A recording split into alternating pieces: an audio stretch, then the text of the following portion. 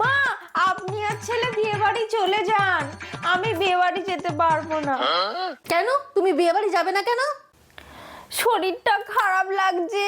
ঠিক আছে, ফাঁকা ঘরে তুমি একা থাকো, আমরা সবাই বিয়ে বাড়ি যাচ্ছি। হ্যালো বাপিদা, শাশুড়ি বাইরে বেরিয়ে গেছে, তুমি তোমার কলা ধরে জলদি বাড়ি চলে আসো।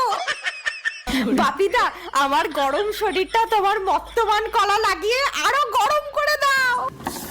ফাঁকা ঘরে বাপিকে দেখে কি করবে? বাপিদার লম্বা কলা খাবো, তাহলেই আমার শরীর সুস্থ হয়ে যাবে। বাপিদা ঘরে আসলে ওর কলা ধরে নাড়ানাড়ি করবো, ঘষাঘষি করবো। কেন আমার ছেলের কলা খেতে পারো না? আপনার ছেলের কলায় রস কষ নেই, কলা দাঁড়ায় না, 1 ঘন্টা মুখে নিয়ে বসে থাকতে হয়, তারপরেও গাড়ি চালাতে পারে না। বাপিদার লম্বা কলা হাত লাগাবো, কলা দাঁড়িয়ে পড়বে, 2 ঘন্টা ধরে গাড়ি চলবে। তুমি ঘরে বাপির সাথে ফষ্টিনষ্টি